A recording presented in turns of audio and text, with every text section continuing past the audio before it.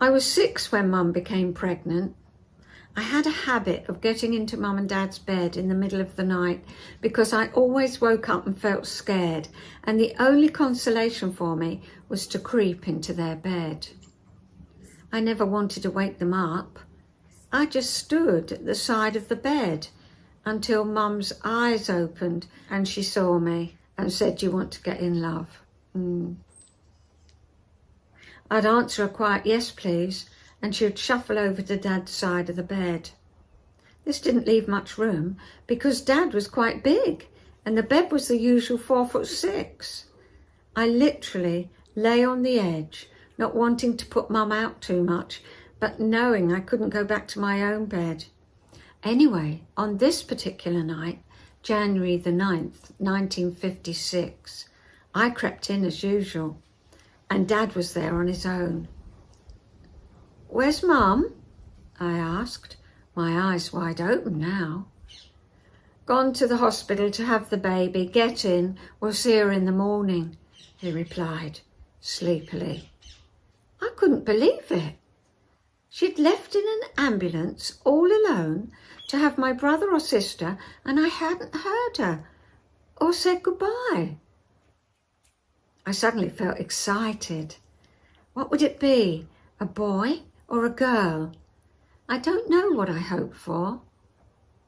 People would guess what they were having. Women would make predictions, but until the baby was born, no one knew. No such thing as scans. I just had to wait. I also couldn't believe that Dad could turn over and go back to sleep, snoring as usual. Well, he did, and I remember feeling quite cross with him. No other option, I cuddled up to him and went to sleep as well. In the morning, he took me to Nan and Grandpa's house in Leytonstone, and Grandpa said, "Ethel, get a large Neapolitan brick, we'll celebrate." Grandpa loved ice cream, and so did I. It was a real treat. We would have a packet of wafers and some tinned fruit with it. Teas with Nan and Grandpa were winkles, cockles, jellied eels, plenty of salad with a pint glass on the table, which held a head of celery and brown bread and butter. They had a fridge and a peculiar smell in their kitchen scullery. It was a mixture of salt and herbs and a product called aromat. We didn't have a fridge, and the excitement of having lots of ice blocks every time I visited was great. I always volunteered to get them from the freezer compartment, and after the metal tray was prized from my fingers, for the cold always made it stick, it was run under the tap to free the large blocks. I don't remember what happened to me whilst Mum was in hospital, and neither could she when we chatted about it. She was in hospital quite away from home, and she said the experience wasn't at all like the one she had when I was born. She was glad to bring Chris home. Yes, it was a boy, Christopher, that's my brother. A cold, foggy, snowy January. It was as well, I remember. I remember walking back from school and the snow being really thick on the ground, and there's the new baby and all the nappies drying round the fire, and quite something, I think, quite something. No disposables, no dryers, no washing machines really, unless you got that one out I described last week and you just put it all in and heated it all up, and the thought of doing that after sleepless nights, quite something. Chris was a chubby boy with apples for cheeks, which were always bright red, dark hair, and the sweetest run I've ever seen. I loved him so much. Of course, I never wanted to go back to school after he was born. Hard enough going before. Leaving Mum with the ironing and the fire roaring. But now, with Chris at home, I had to wrench myself away. I remember him as a small baby through the photographs we have. They bring back memories of his pram. It had a dark blue canopy with fringes to protect him from the sun. I loved to assemble it and hook it to the studs on the sides of the pram by its soft leather clasps. It was tricky to work out how it went. Rather like a deck chair of the times, I couldn't get that right the first time either. The pram was a new style, having a soft body which sat within a collapsible frame. Living in the flat, Mum says it was very handy. It had a place under the mattress where you could put all manner of things, and the end flap would be lifted up and shopping handily stored. I remember walking home one day, wishing I was in the pram instead of Chris, and after slipping off my gloves, which Grandpa had given me, picking holes in a loaf of bread I was carrying, with Mum saying, "Don't eat any more, there'll be none left for tea." I remember sucking my leather gloves and actually chewing right through the thumb. It was a great comfort if no more bread was allowed. This may well have taken place after a trip to the clinic. Chris would be weighed, never any problem there. He was a bonny baby and thrived. We'd come home with bottles of rosehip syrup, jars of cod liver oil and malt, and dark blue bottles of extremely thick concentrated orange juice, which had a taste all of its own. I can experience the flavour of all three just by conjuring up the memory. To me it was a treat, and I'm sure it was for Mum, because it was all free of charge. Neither Chris nor I had any vaccinations because a friend in Harlow had lost her baby due to a vaccination, and so Mum and Dad decided not to take any risks with us. This meant the clinic holds fond memories for me and seemed more like an outing, coming home with goodies. We didn't have many sweets. There'd been ration from July 1942, which had temporarily been lifted on the 24th of April 1949, the year I was born. However, that didn't last long, and finally the rationing was abolished in 1953. I was 4 years old. I only had crisps if we went to a pub and Dad would buy me a packet of Smiths. I'd fish around inside the packet for the small twist of blue greased paper, which I would carefully undo, and then I'd sprinkle the salt over the crisps, scrunch the top of the bag together in my hand, and give a good shake. Going to a pub for a drink was the only opportunity to eat them, and they were a treat for me. I don't think we did that very often, though. Probably Dad would bring me home a packet after a trip to Spurs. I shared a bedroom with Chris until I was 10. Wasn't as bad as he got older, but when he was little it could be tricky. Sometimes he'd cry and throw himself about in his cot and stop me from getting to sleep, and I remember one night feeling quite fed up with him. My dad worked with sheet metal, and so everything we needed tended to be knocked up at work. He made me a lovely sheet metal cupboard, which was put on the wall above my head. Well, no, not above my head, above my bed, but it was above my head as well, actually. Well, I thought it was lovely, but looking back, it was probably dreadful. One night, it fell off the wall. I had a narrow escape. I remember Mum being very flustered and ushering me into her bed. Heaven! My books and toys were kept in there. My favourite book was Little Kanga's Pocket, about a baby kangaroo who had no pocket. His mum made him one with cotton picked from the trees, and I read it over and over and over.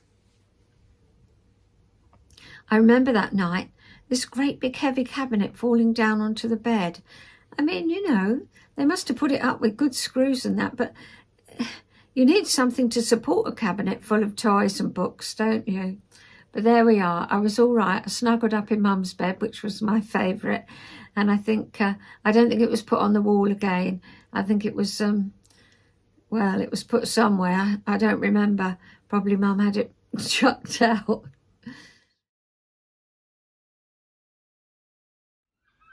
I was very excited to go on holiday to Gurnard Pines at Ryde on the Isle of Wight. People flocked to the holiday camps, having fun in the open air after the war. I remember the Keep Fit classes and shows that were put on, which Mum and Dad always joined in. Dad volunteered, and I have photos of him more often than not dressed in women's clothes, mucking about as usual, jumping in the swimming pool and goodness knows what. He always liked having a bit of fun, Dad. I have a feeling Mum was cajoled into these activities. I don't remember doing much myself, apart from entering Chris into a bonny baby competition and feeling very let down when he didn't win. I don't know if they do bonny baby competitions now. That's it, you feel let down if your baby doesn't come first, because obviously it does in your life. We then started going to Mevagissey, which is in Cornwall. Chris was about 2, and we took the camera on holiday with us every year. And so I have a record of these early years. I was about 9. We've a large box of 8mm movie films, which are pretty similar in content, except we gradually grew up on film. Relations lived at Meva in a fisherman's cottage, and before my brother was born, I went to stay there with my nan and grandpa and Anne, my aunt, my dad's sister. Well, Anne was only 10 years older than me, so yeah, we were very close. Well, we still are. It was a small, old-fashioned place, and I slept on a horsehair mattress on an iron bed with oil lamps to light the room. I can remember it as clearly as day. It was like, when you go over these museums, it was like one of those, sleeping in this tiny little room. Anyway, I loved it. Had a big impression on me. No electric light. Yeah. I had a bowl, and my, I called her my Aunt Em. She poured me water in that, and I could wash there in the mornings. It was quite something. When I went on holiday with Mum and Dad, we stayed with the Coast Guard or rented holiday cottages. And that wasn't like they are now. I mean, Mevagissey now is full of holiday cottages. It's the whole thing now.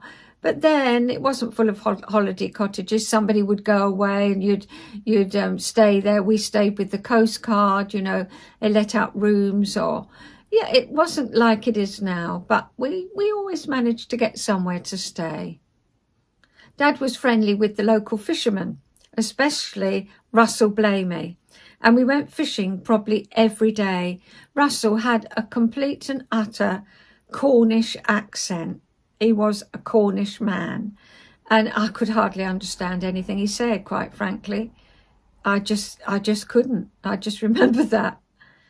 I hated catching the mackerel and having to watch them squirm and writhe around on the bottom of the boat. Russell would put string through their mouths, and Dad and Chris would proudly get off the boat holding maybe 2 dozen mackerel. Speaking to my brother now, he didn't enjoy that either. I think Dad was the only proud one, but Chrissy went along with it, and I've got pictures of him holding the mackerel up, Yuck. What I did like was the green blue of the sea and the caves. Russell would turn the motor off and would gently drift deep into the dark Cornish caves. He told us that the seaweed floating in these caves was the hair of mermaids, and I almost believe him. The sea, that's what I loved. The coastline, the fresh air, the open spaces.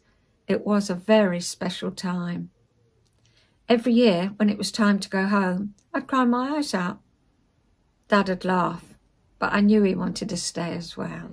Whilst Dad was fishing, Mum would be knitting, if not sitting on the sands at Carhays Beach, then on the boat, bouncing up and down with the waves, but still being able to produce a wonderful jumper. I remember one of my jumpers being cream with Fair Isle round the shoulders, and what I especially loved was the red and cream twisted cords with pom-poms which tied round the neck. I also remember a hat I had which covered my ears and came around my head. It stayed on by an Alice band hidden in the lining. So it came down that like that. I'd clip it on, it'd stay on, and then it went round like that, like a helmet. Girls of my age wore swimming costumes that were a silky ruched affair that became see-through and clung to your body when you got it wet. You bought them in Woolworths in either red or blue. One year, as I've said, I went on holiday with my Nan and Grandpa and Dan. I loved her and looked up to her and enjoyed her company. She'd make a fuss of me and treated me as if we were the same age. She bought me lovely presents, and I remember one year she gave me a gorgeous set of Rowney crayons with an artist's pad. It was such a grown-up present for a little girl and felt too wonderful to use. I felt so special. She used to help me with my schoolwork, and we'd go to the theatre or the pictures. Anyway, when we went to Meva on this occasion, it was fun. Nanny made Anne and I matching toweling robes. We had a blow-up white plastic ball shaped like a dice with spots on each side, and best of all, a huge rubber tire. We put it on the water, and I sat back and drifted on the waves, with Grandpa catching the tire every so often so that I didn't go out too far. Nanny would call out, "Don't let her slip through, Ed." But he'd just grin in response and we'd carry on. I noticed in the photographs his trunks were made of knitted wool and must have weighed a ton when wet. Just previously to one of the holidays at Meva, Chris had had a saucepan of boiling milk spilt over his foot. He had a little blow-up fish and spent the holiday in the water at Carhays with a polythene bag over his injury. I used to look in amazement at the blister, the size of a small cup. We all thought Chris so cute and loved him. He used to jump up and down with excitement and lay on his tummy in the shallow water, bubbling under. He used to run over to Mum and say, "I've bubbled under, I've bubbled under." He was probably about 3. So that was the family saying, "Have you bubbled under?" Well, another memory is in the water at Carhays when I had a lilo. I was rolling the waves, having great fun, but hadn't realised I'd drifted quite a long way out. As I was out of my depth, I couldn't get back onto the lilo, and I remember thinking, "Oh well, this is it. I think I'm drowning." I didn't want to shout for help, as I thought I'd be making a fuss. How stupid! And thank goodness Dad spotted me and gathered me up safely to the shore. I haven't been able to forget this incident. Why didn't I shout for help? I don't think I was very good at looking at what I wanted or needed. I always looked at other people's needs, so it was difficult for me to respond to myself, which could have been dangerous when slipping off a lilo. Another hobby of Dad's was photography. "Would you like to help me develop some photographs?" he'd ask casually. "Yes," I'd reply excitedly, because I knew this meant Mum would vacate our tiny kitchen and it would be mine and Dad's for a time. Out would come the trays, the fixer, and the line to hang the photos on. I felt such enchantment as Dad and I watched the image gradually appearing. I sloshed the paper through the chemicals using the metal tongs and then handed the photo to Dad, who would hang it on the line to dry. He used to put a little line up, you know. I don't know if he had hooks on the ceiling or what, but well, not on the ceiling, but on wall to wall. It was a very small kitchen, and he'd hang this line up and then peg them all along. What a smell. Yes, it was a peculiar smell, one of its own. Gorgeous, a smell all of its own. Dad never remembered what was on the films that he'd taken and would call out to Mum, "Oh, Eva, it's so-and-so." "Oh, lovely," was her absent-minded reply. She was probably counting rows, or reading Chris a bedtime story, glad that Dad and I were out of her way for a while. I went to dancing classes and loved tap. When we were all in a line and tapping together, I felt exhilarated. We had special uniforms made. These were button-through dresses with an S for Sergeant embroidered on the top pocket. Miss Sargent was a professional. Every year she hired the local school for a couple of nights. The excitement backstage built up, and it was a noisy affair until Miss Sargent boomed, "Quiet, girls." Then everybody shook with anticipation. On with the show. I remember dancing to the tune of "Around the World." I could sing it to you now, but YouTube has copyright all the time. All our shoes tapping in unison. What will Mum and Dad think of it? Where are they? I screwed up my eyes to see if I could see them, but all I could see was the darkness. I'd overheard Mum telling her friends that Ron will come, and then raising her eyes. I understood that to mean he would be there under sufferance and couldn't understand why. Surely he could see this was the best thing since sliced bread. He arrived late, but at least he came. Lots of congratulations at the end of the show, but for me the best bit was slipping out of my tap shoes, proud that I'd performed the routine I'd been practicing for a year. Back at school, I progressed to the 2 upstairs classrooms. They remind me now of Amish rooms. Plain pegs, wooden floorboards, and I don't remember any pictures on the wall. There was a small blackboard and easel and about 10 or 12 desks. The rooms were adjoining, and if we passed through one to get to the other, we always said in a sing-song voice, "Excuse me, Miss Parsonson." It was very comfortable in these classrooms, but I can't remember anything of any significance happening. I do remember my teacher having a pile of gummed coloured paper and lining up to choose 2 sheets. I glanced at the colours and wanted pink and blue. "Please don't let them be chosen," I muttered. They weren't, and I remember feeling so pleased that I could have the ones I wanted, and also amazed that others didn't want the best colours. We cut the coloured sheets into strips and wove them together to form a mat. I also remember walking home one day about this time and some boys throwing a snowball at me. Inside the snowball was a large chunk of ice.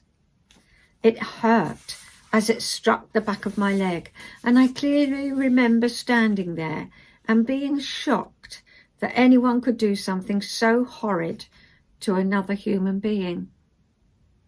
I had a lot to learn about life. Len and Peg were Mum and Dad's friends.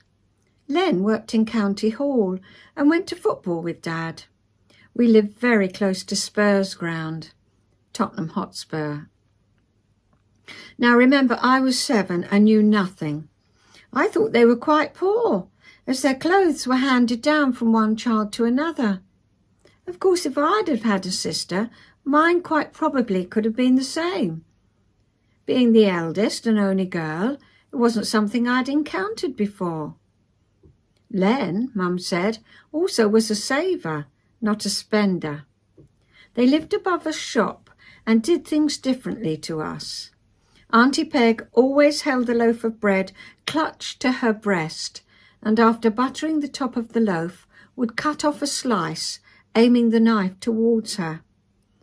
Wow! I was impressed and thought, why didn't my mum do it like that?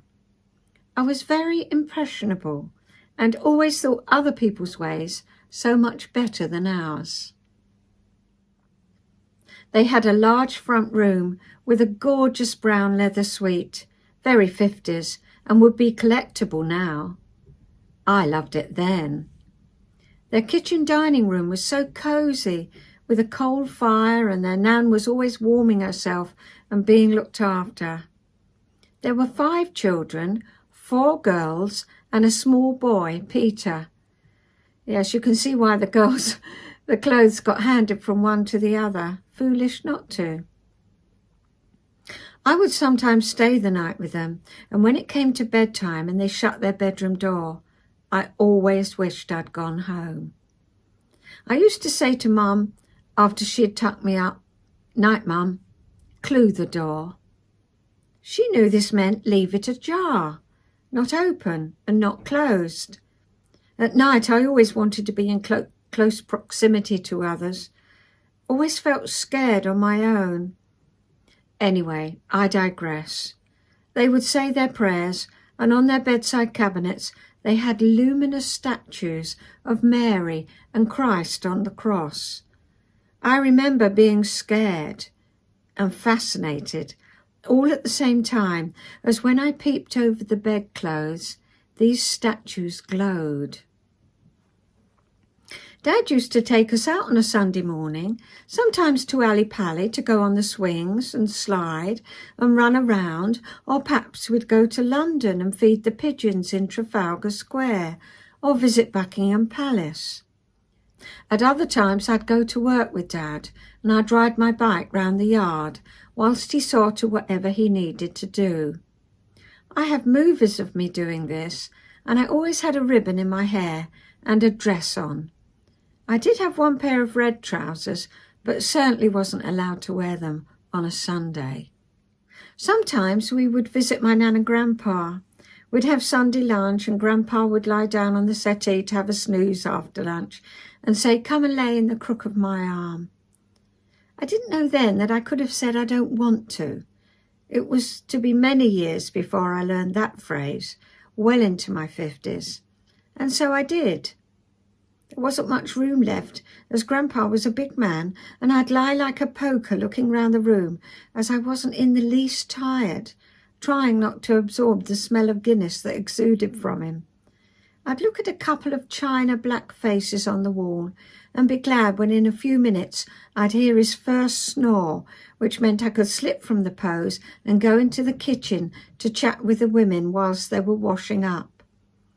I now have these china faces on my bedroom wall, and they take me back to those happy times. I'm glad I didn't say no to Grandpa, but I would have liked to have known that it was possible. They didn't have much of a garden, more a mud patch, because they had a wire-haired terrier called Molly, who would go out there digging holes and generally tear around. If you purchased a packet of Daz washing powder, they gave away a free plastic spring flower, and Nanny collected these and stuck them in the ground to give a bit of colour. A mud patch with plastic flowers around the edge conjures up a comical sight. Around the corner to our flat were almshouses. They were beautifully kept, and Mum did errands for an elderly lady. Sometimes I was asked to pop her washing round to her. I felt grown up running an errand for Mum, and as I turned the corner, there were often drivers and conductors with large poles hooking the trolleybus arms back to the overhead lines. These drivers and conductors were usually black, with broad grins. Between 1948 and 1958, 125,000 people from the Caribbean came to live in Britain, hoping for a better life. They often worked in the public transport sector, and riding on the buses you'd hear them shout, "Hold very tight, please," and then the sound of the bell would ding ding. Sounds I grew up with. Anyway, I'd run past to give the old lady her parcel of clean knickers. I couldn't believe that anyone actually wore the kind of undies Mum washed.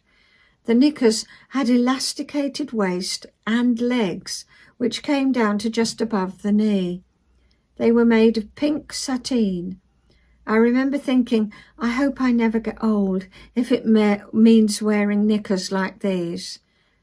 Well, at 75 now, I'm glad that fashions have changed.